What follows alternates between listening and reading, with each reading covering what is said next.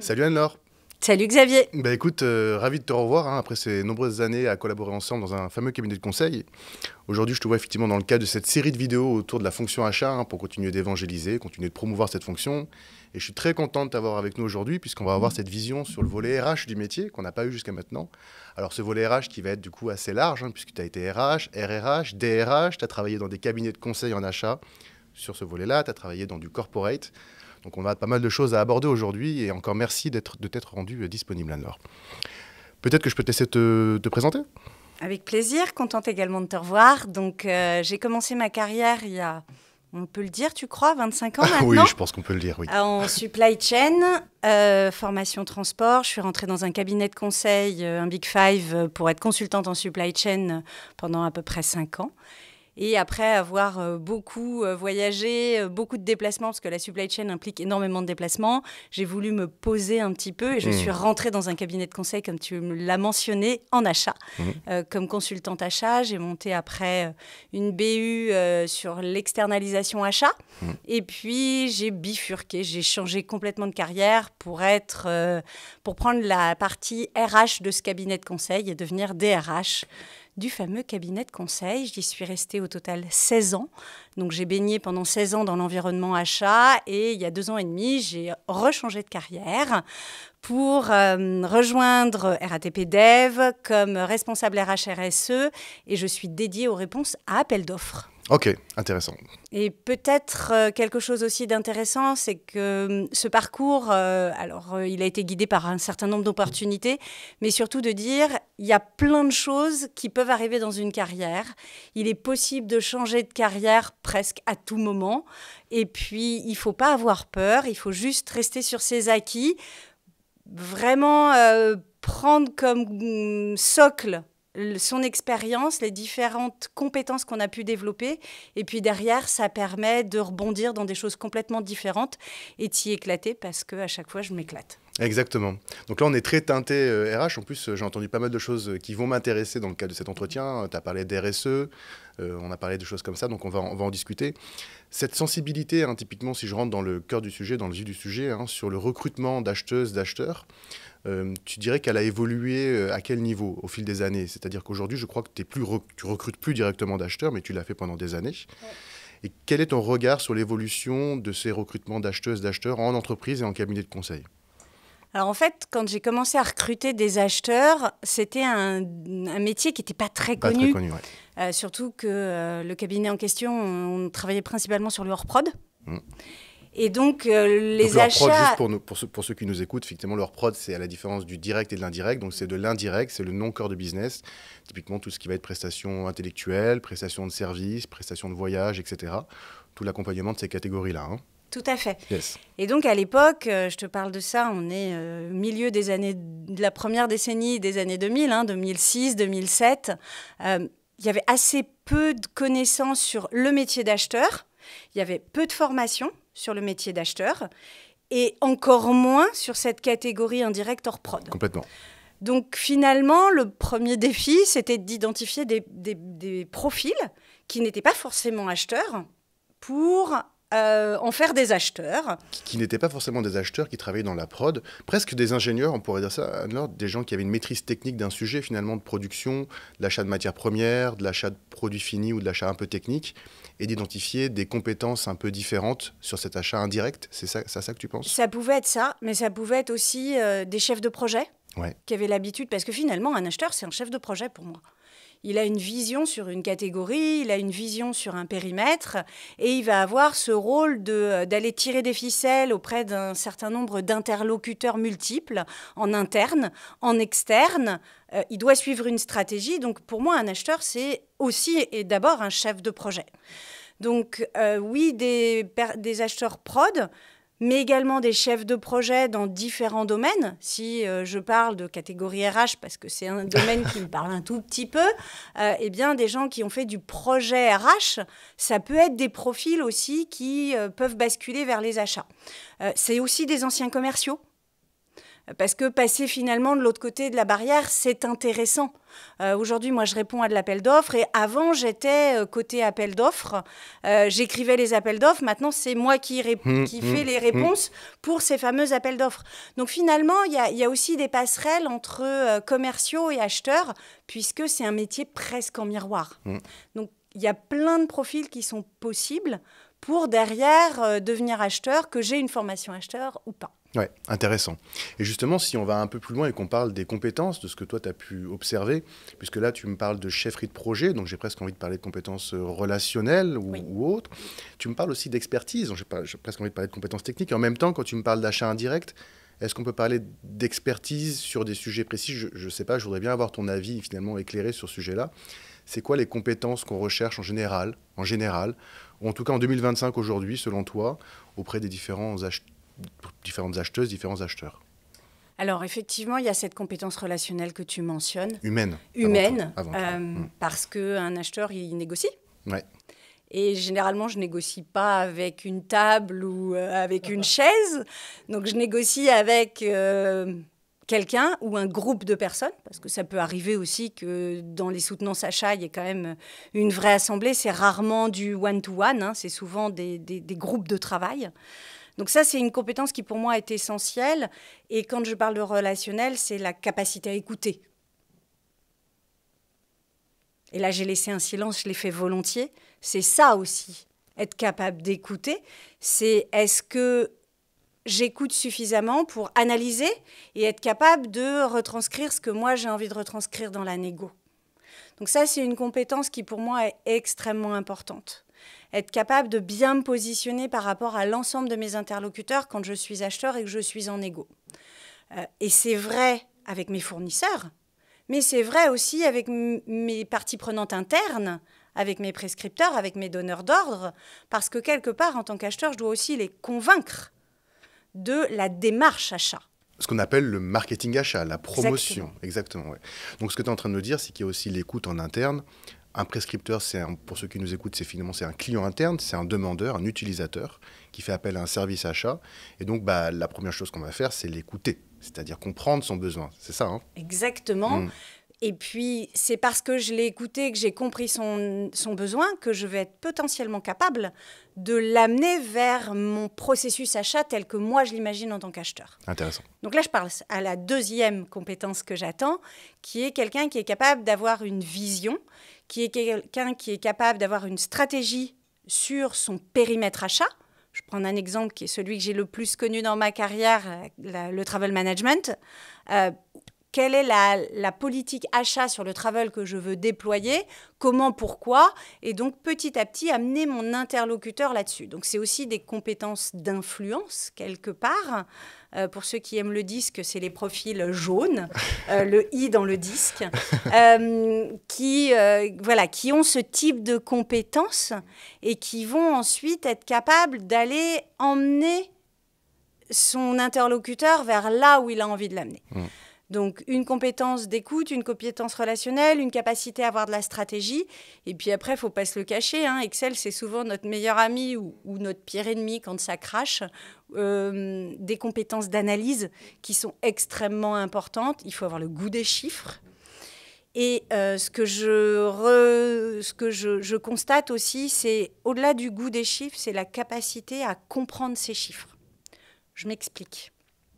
On crunch du tableau Excel quand on est acheteur. Et ça, c'est important de connaître et de maîtriser Excel. Mais derrière, il y a des moments, je fais tellement des formules dans des tableaux et j'enchaîne tellement les formules et j'enchaîne tellement les tableaux qu'à la fin, j'ai un résultat. Je suis tellement contente d'être arrivée au bout de l'analyse qu'il me sort 12 025 et je ne me pose pas la question de me dire si 12 025, il est cohérent ou pas.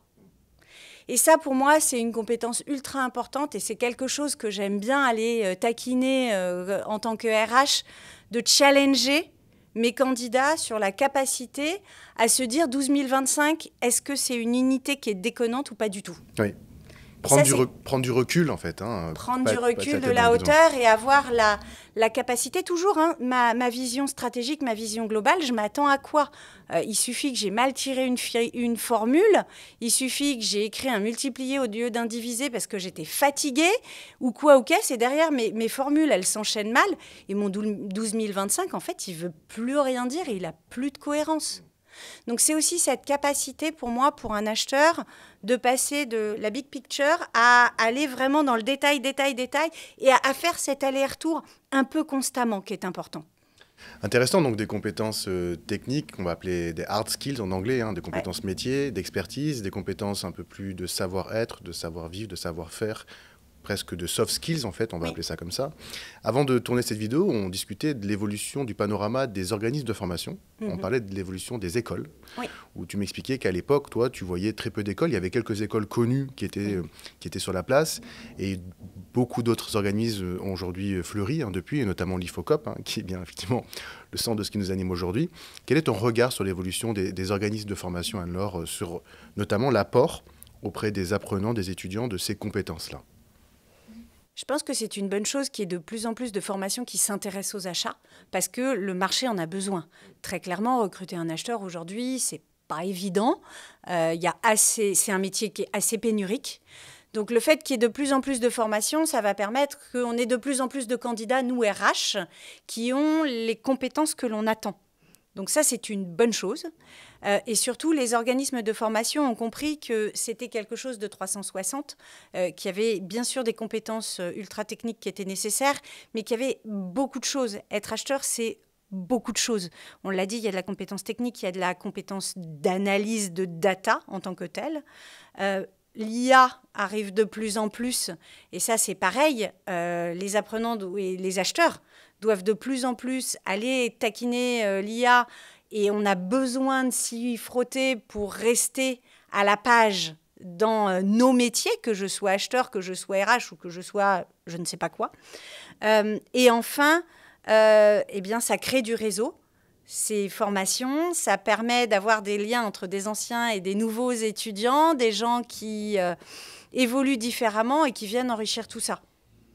Intéressant, et c'est intéressant parce que tu me parles finalement de profil un peu pénurique de celui des achats, mais c'est une réalité. Hein. Aujourd'hui, je le rappelle à toutes les vidéos, mais le métier d'acheteur fait partie du top 25 des métiers qui recrutent en 2025, hein, selon l'étude du Figaro parue il y a à peu près un mois. Et encore chaque jour, moi j'ai des coups de téléphone ou des échanges avec des potentiels apprenants qui veulent s'inscrire à la formation achat IFOCOP et qui me disent « Mais Xavier, est-ce que ça recrute ?» Mais oui, ça recrute. On a un taux de placement de 80-90% aujourd'hui, taux de retour à l'emploi, hein, ce qu'on appelle comme ça. Et ça recrute partout. Et j'irais même un peu plus loin par rapport à ce qu'on a connu, tu sais, ces fameuses écoles de commerce qui formaient du MAI, de l'EM Lyon, du DESMAC, qui recrutaient et qui sortaient du Bac plus 5, Bac plus 6. Aujourd'hui, ce qu'on voit aussi au niveau de l'employabilité, hein, après formation, c'est que ça recrute beaucoup en Bac plus 3, Bac plus 4, puisqu'on recherche des profils qui sont très opérationnels, des profils qui ont une culture d'entreprise, qui ont même passé quelques années avant, et je fais un peu la boucle sur ce que tu disais, ça m'intéresse aussi, sur d'autres postes, avant d'être aux achats. Et l'acheteur, c'est quelqu'un qui va échanger avec différents prescripteurs. Donc c'est très, très intéressant ce point-là. Alors. Je reviens sur un point que tu décrivais tout à l'heure, dont tu parlais tout à l'heure. Je crois que c'est une sensibilité en plus personnelle que tu as, celui de la RSE. Oui. Je crois que c'est une vraie sensibilité personnelle en plus que tu as. C'est quoi la RSE dans les achats ? Déjà, ça c'est un point qui m'intéresse. Et comment est-ce que tu vois l'évolution de ce fondamental-là aujourd'hui dans, je dirais, tout simplement la gestion des appels d'offres ou même dans et au sein des services achats, ceux qui répondent aux appels d'offres, ceux qui adressent des appels d'offres. C'est quoi ton regard sur ce sujet ? Alors la RSE, juste en 3 mots, hein, responsabilité sociétale des entreprises, c'est quel est l'impact que nous, en tant qu'entreprise, on veut avoir ? Est-ce que c'est un impact financier, purement financier ? Ça, je pense que plus ça va, plus ce modèle-là va être résolu. Pour 1000 raisons. La première, c'est qu'on vit dans un monde où malheureusement les ressources sont limitées et donc il y a une prise de conscience de l'ensemble de la société civile sur le fait qu'on a une planète et il n'y a pas de plan B. Ça va aussi sur le fait que les candidats sont aussi de plus en plus sensibles à ça. Je te rappelle un peu ces fameux bullshit jobs dont on parlait pendant la pandémie. Clairement, une boîte qui fait du greenwashing ou au contraire, une boîte... Il y a certains secteurs aujourd'hui qui sont complètement délaissés par toute une panoplie d'étudiants et de jeunes parce qu'il n'y a pas cet impact positif de l'entreprise sur la société en général. Et quand je parle de RSE, pour moi, il y a bien sûr le pilier environnemental qui est un pilier fondamental, mais il y a aussi quel est l'impact que je veux laisser sur la société, sur l'humain, donc mes salariés et l'ensemble de la société en tant que telle. Et c'est celui-là, moi, qui m'intéresse le plus. Donc ça, c'est la RSE qui émerge parce que la société civile nous l'impose.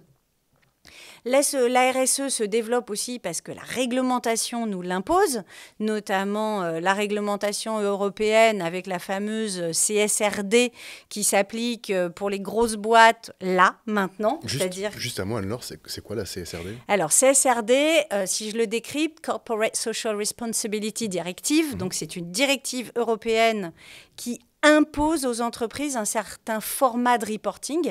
On connaît très bien dans les entreprises tous les reportings financiers, le bilan, les comptes de résultats, tous les soldes intermédiaires de gestion, etc., qui sont des comptes publiés.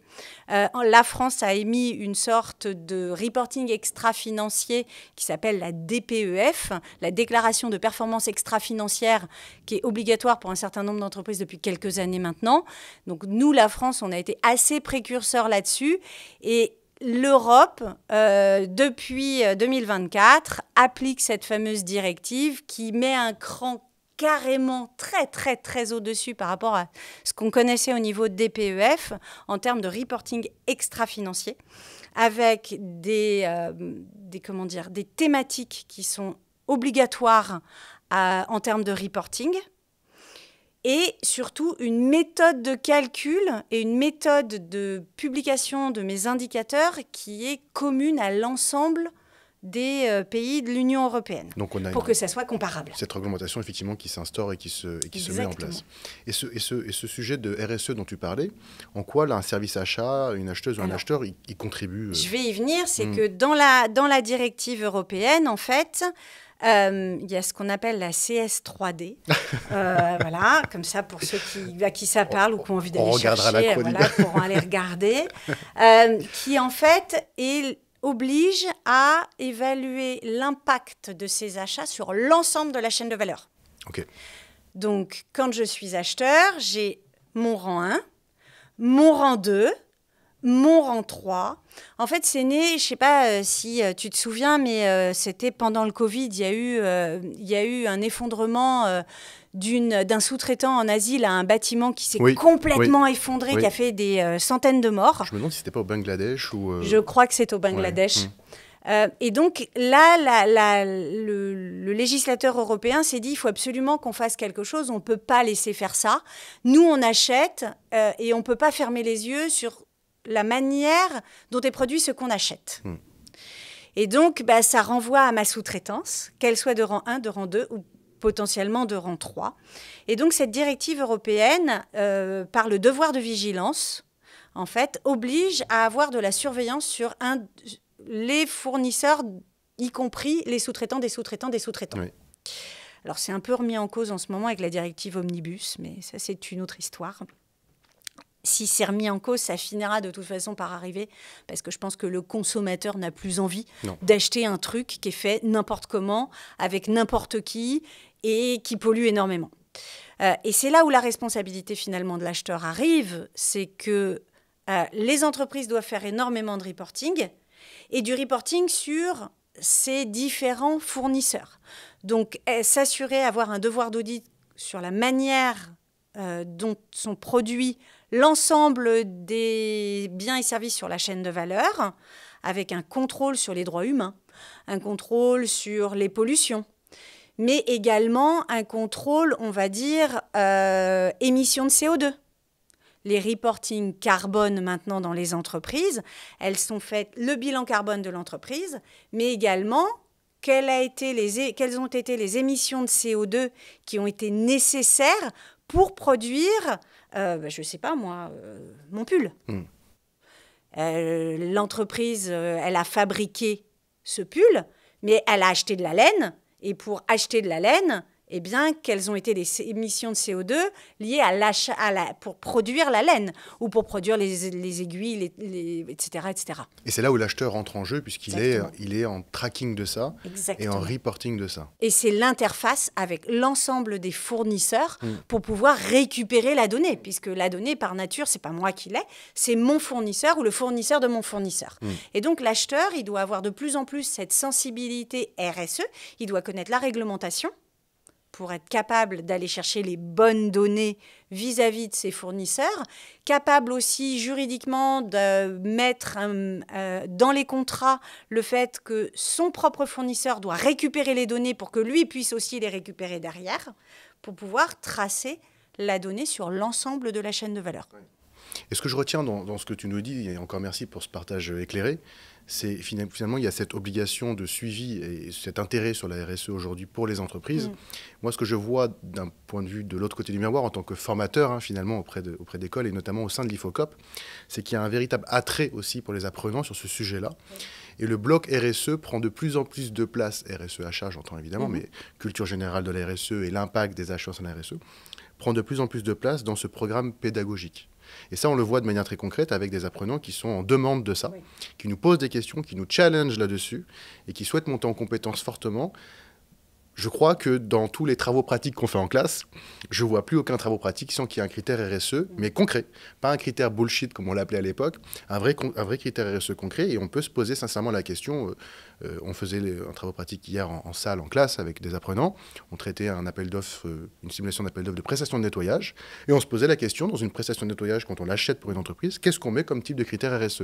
Et on voit qu'en fait, il y en a plein de très intéressants à mettre en œuvre, bien au-delà, par exemple, de l'impact de l'écologie des produits, mais typiquement sur la partie sociale, sur les femmes et les hommes qu'on va solliciter demain chez ce prestataire-là, comment est-ce qu'ils sont traités, quel est le niveau de diversité, d'inclusion, de suivi de formation du handicap qui est fait chez ce fournisseur-là. Donc il y a plein de critères, c'est assez intéressant. Merci Anne-Laure pour ce regard.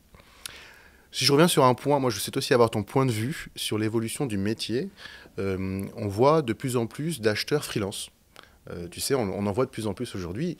Et ça me rappelle un peu, et ça me fait vraiment penser à ce que tu disais en tout début d'échange, on parlait d'externalisation. Tu parlais un peu d'externalisation de la fonction presque, à un moment donné. Et j'ai l'impression qu'il y a une double détente. Il y a à la fois des acheteurs qui vont vers ce freelancing-là pour retrouver de l'indépendance, pour retrouver tout un tas de raisons, mais aussi beaucoup d'acheteurs qui reviennent vers des entreprises qui ont un sens pour eux ou pour elles, qui vont chercher à adhérer plus à un projet, plus à une vision, plus à une entreprise, et donc qui veulent faire partie d'un groupe, d'un environnement qui met en place ce type de directive-là, qui met en place ce type d'environnement de travail-là.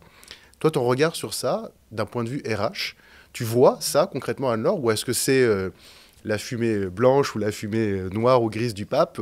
Est-ce que tu vois vraiment ça? Est-ce que tu vois vraiment cette externalisation de la fonction aujourd'hui? Je pense que cette externalisation, elle est intéressante parce que certaines entreprises ont besoin de variabiliser un peu leurs charges. C'est-à-dire que j'ai des projets achats. Globalement, il me faut 4 acheteurs pour mener à bien mes projets achats. Et de temps en temps, j'ai de l'actualité qui fait que je vais avoir un peu plus de boulot. Donc, je vais aller chercher du freelance plutôt que du CDD. C'est assez commun de pratiquer ainsi. Ce que je vois aussi, c'est que j'ai l'impression que la santé du marché de l'emploi joue sur le modèle de freelance. C'est-à-dire que quand il y a beaucoup de chômage, il y a plus de freelance. Et quand il y a moins de chômage, il y a moins de freelance.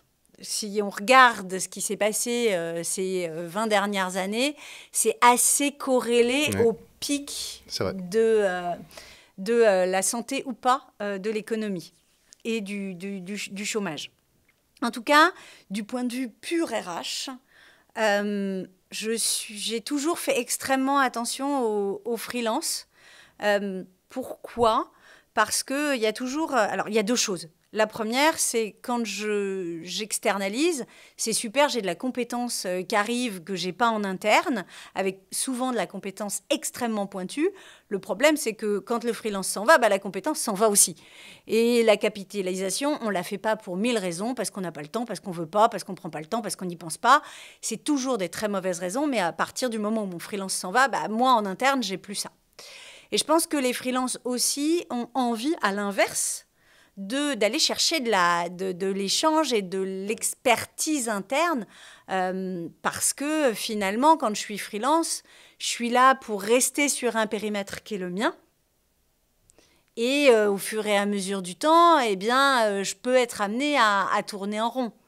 Très clairement, moi, je m'étais posé la question d'y aller et je me suis dit, mais en fait, j'ai besoin d'être nourrie intellectuellement. Et j'ai une trouille monstrueuse de ne pas être challengée assez, parce que c'est pas Anne qui va challenger Laure ou Laure qui va challenger Anne. À un moment ou un autre, elles vont s'engueuler, ces deux-là. Ça va pas le faire. Donc, je pense qu'il y a beaucoup de choses comme ça qui jouent. En tout cas, en tant que RH, il y a aussi un point important, au-delà de garder ou pas garder l'expertise, parce que l'entreprise qui a plus d'expertise, finalement, elle n'existe plus, elle meurt. Elle n'est plus rien. Ce qui fait une entreprise, c'est l'expertise du collectif.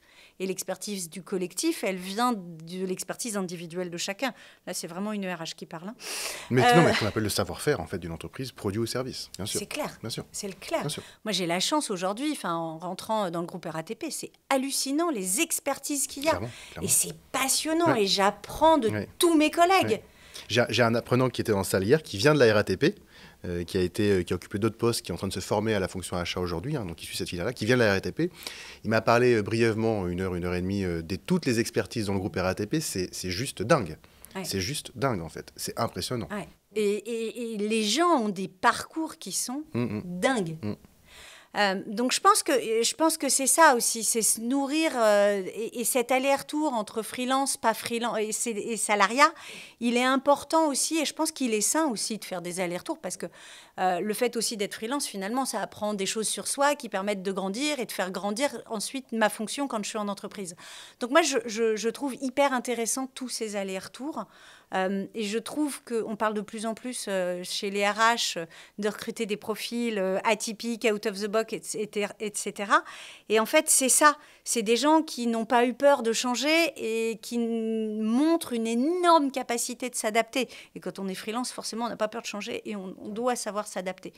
Et un acheteur doit savoir faire ça, mais comme toutes les professions presque aujourd'hui, en tout cas en siège.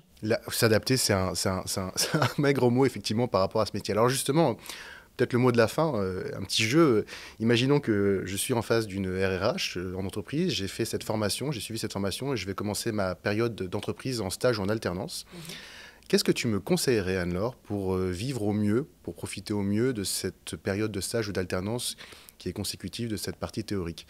Ce serait quoi ton conseil à toi, humain, pas technique j'entends, mais humain, pour que moi, en tant qu'acheteur, pendant ces 3 mois ou ces 4 mois en entreprise, je puisse profiter au mieux et découvrir au mieux ce métier-là? Ouvrir les portes. C'est-à-dire aller vers les gens, poser des questions. Les gens, ils adorent parler. S'intéresser. S'intéresser à. Et puis, au fur et à mesure, ça permet de découvrir des nouvelles approches, de comprendre, pourquoi pas, d'autres familles d'achat, parce que peut-être que tu vas être en stage sur une famille, mais il ne faut pas s'interdire d'aller regarder toutes les autres catégories d'achat que les autres acheteurs travaillent au fur et à mesure. Ça permet de créer des liens, ça permet de créer un réseau, ça permet de s'inspirer. Donc pour moi, le maître mot, c'est ouvre la porte. Super. J'aime bien ce mot de la fin. Écoute, merci beaucoup Anne-Laure pour ce témoignage riche et humain, aussi pour cet œil éclairé sur la volée, sur la fonction achat. Merci beaucoup Anne-Laure. Merci à tous d'avoir suivi effectivement cette vidéo. Merci au Collège de Paris pour le prêt de ce studio. Et puis n'hésitez pas à vous renseigner directement sur le site de l'IFOCOP si vous souhaitez avoir des informations sur cette filière achat et cette formation achat qui fait partie effectivement du top 25 des métiers qui recruteront en 2025. Merci à tous.